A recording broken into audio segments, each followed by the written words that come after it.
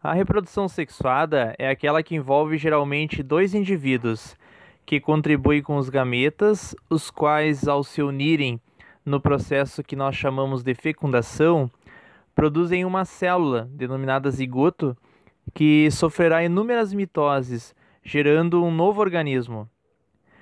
O processo de formação dos gametas nos animais é denominado gametogênese e ocorre nas glândulas sexuais ou gônadas.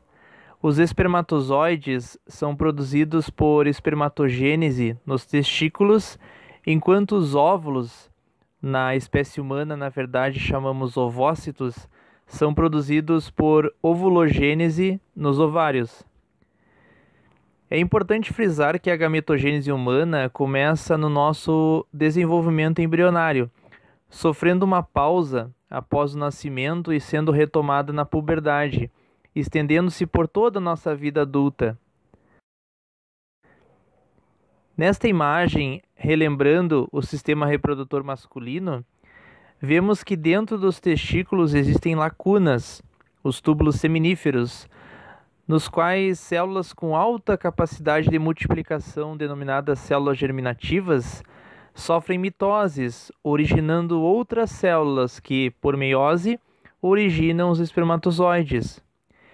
Estes seguem pelos ductos diferentes junto ao sêmen, para serem eliminados pela uretra durante o ato sexual. Nesta animação, à direita, temos uma pequena secção do túbulo seminífero mostrando as células precursoras dos espermatozoides.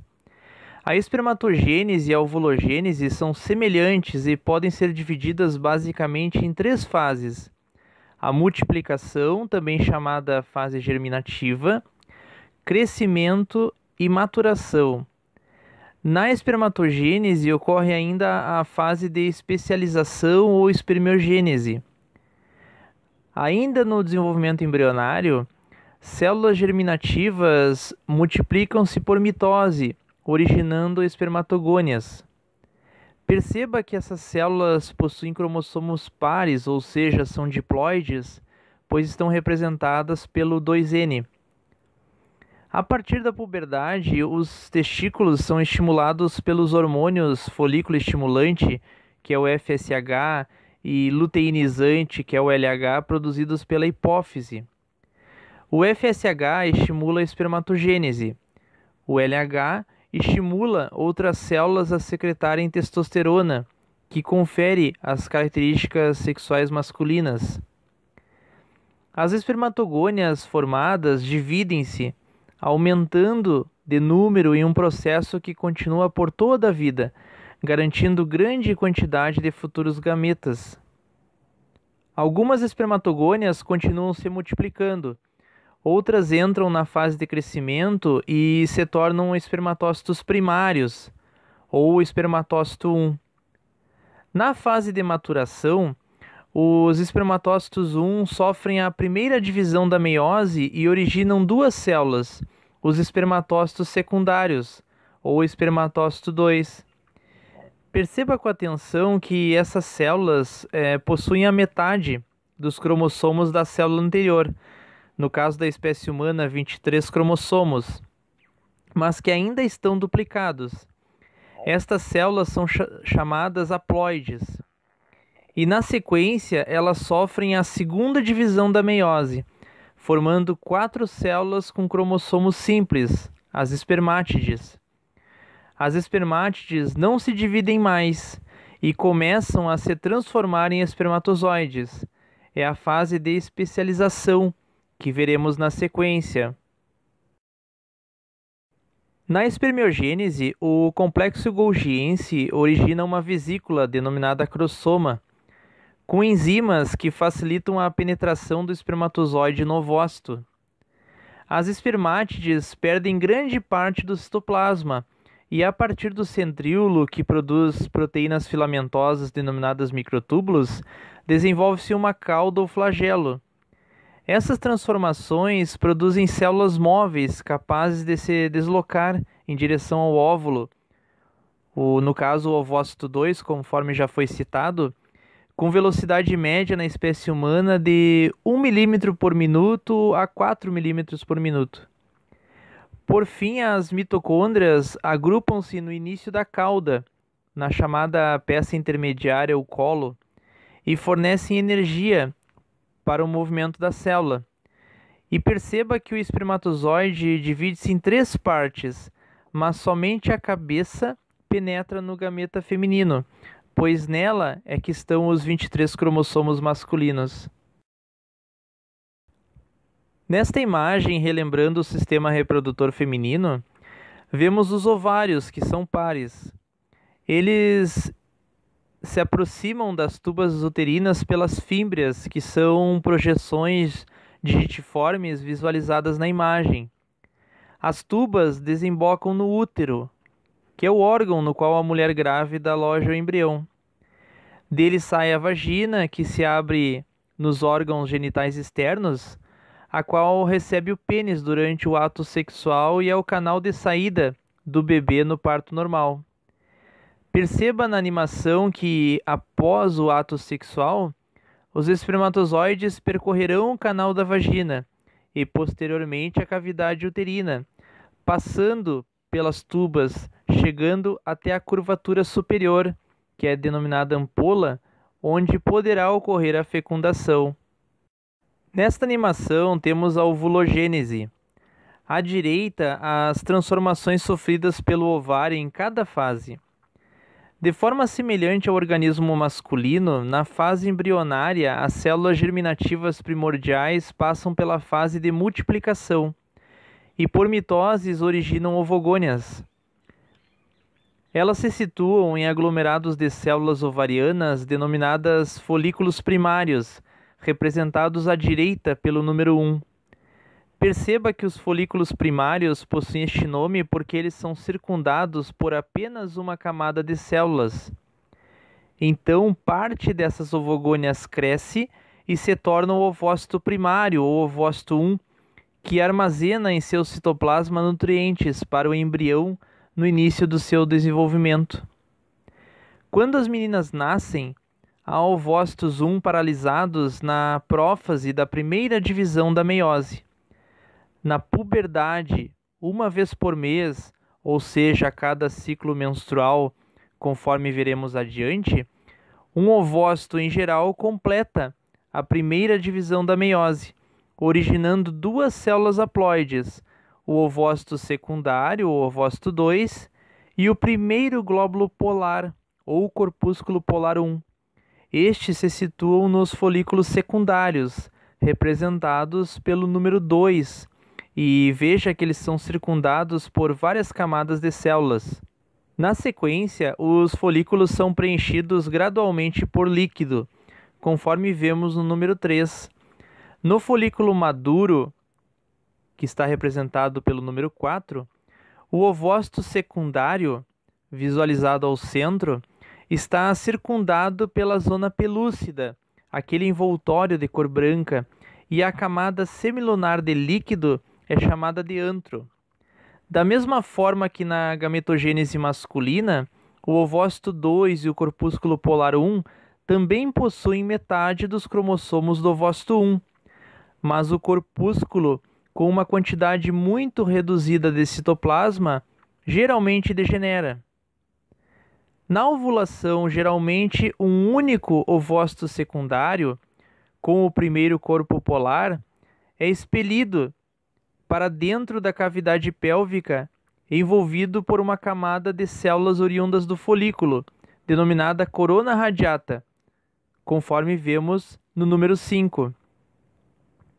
Ele é varrido para dentro da tuba uterina, lembrando que as tubas são revestidas internamente por cílios, e se um espermatozoide penetrar o ovócito secundário, que é a fertilização, a meiose 2 recomeça. O ovócito 2 completa a segunda divisão da meiose e origina um óvulo e um segundo glóbulo polar, que também degenera. Daí vem a especificação. O organismo feminino libera mensalmente um ovócito 2, que se torna óvulo se ocorrer a fertilização pelo espermatozoide. Agora perceba a importância dessas modificações da meiose na ovulogênese para que o citoplasma, que será reservado posteriormente ao embrião, em vez de ser dividido entre 4 células filhas, fica todo concentrado em uma única, que é o óvulo. E pela formação dos glóbulos polares, o ovócito libera a metade de seus cromossomos para que ocorra a junção destes com os cromossomos do gameta masculino. Outra curiosidade é que no nascimento, cada ovário possui de 200.000 a 2 milhões de ovócitos primários. Desses, aproximadamente 40.000 permanecem na puberdade, mas apenas 400 continuam a amadurecer e ovulam durante a vida reprodutiva de uma mulher. O restante degenera.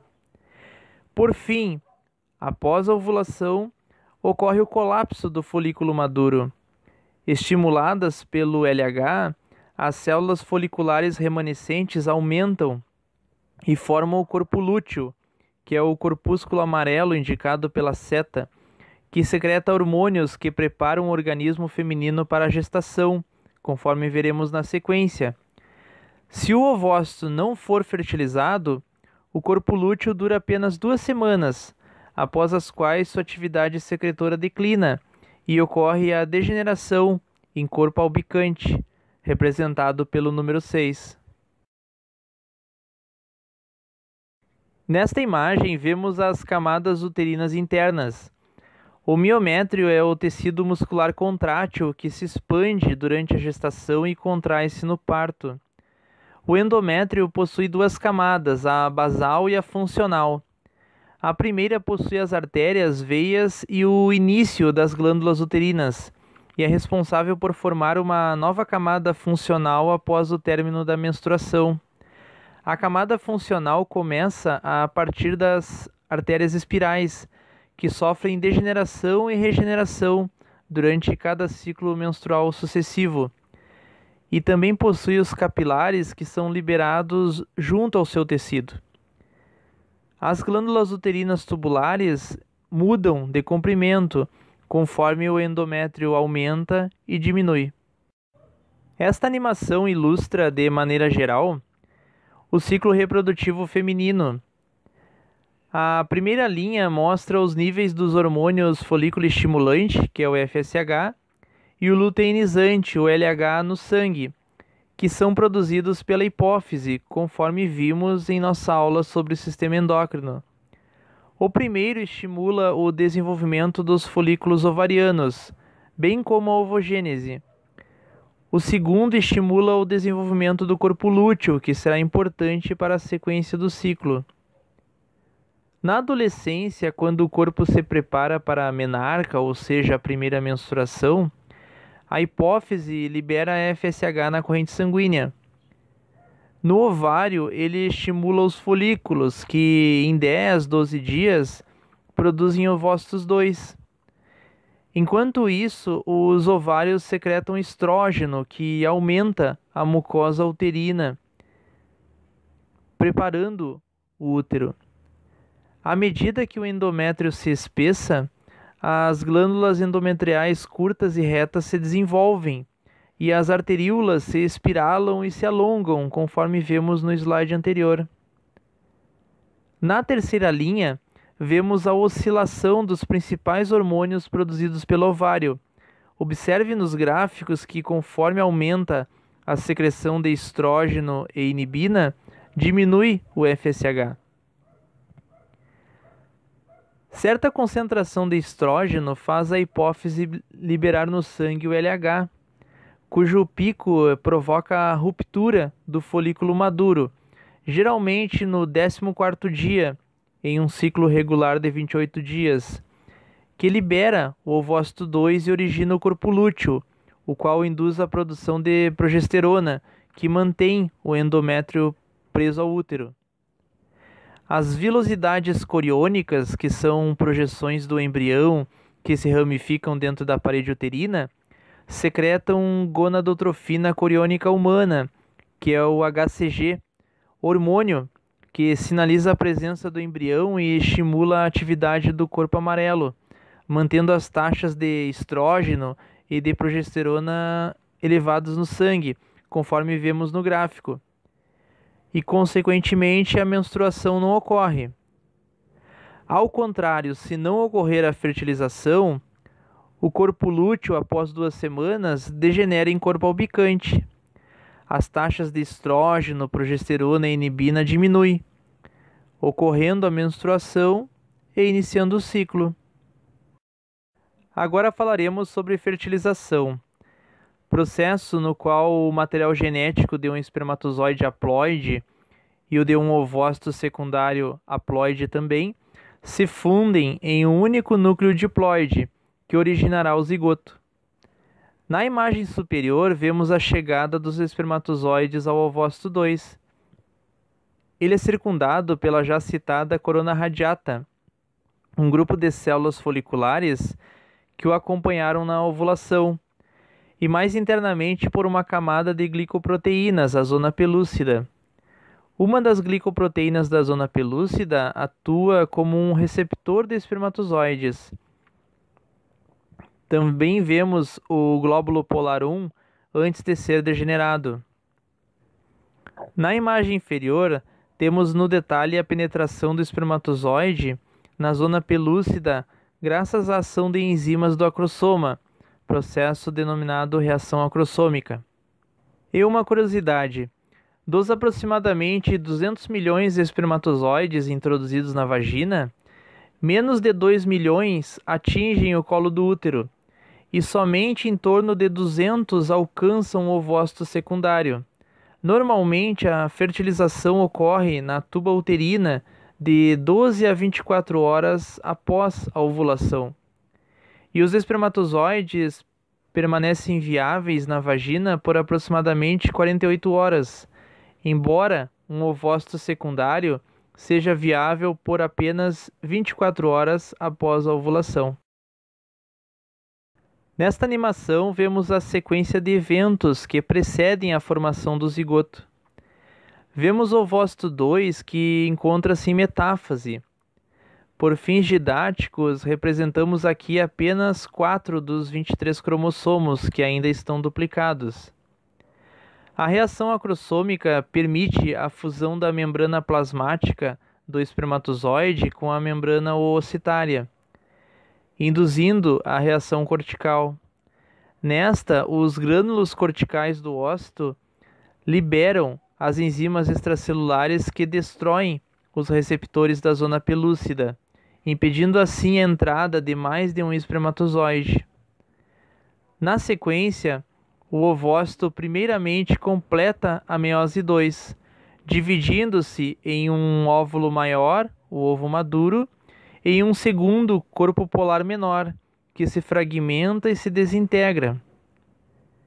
O núcleo da cabeça do espermatozoide libera seus cromossomos, que com o núcleo do óvulo se fundem, um processo conhecido como cariogamia, produzindo um único núcleo diploide, contendo 23 cromossomos de cada célula. Assim, a fusão das células haploides restaura o número diploide de 46 cromossomos, e o óvulo agora é chamado de zigoto. Então essa é a primeira parte. Sugerimos que assista a segunda parte, que fala sobre desenvolvimento embrionário. E em caso de dúvidas, assista também ao vídeo sobre meiose aqui no nosso canal. Obrigado pela atenção e bons estudos!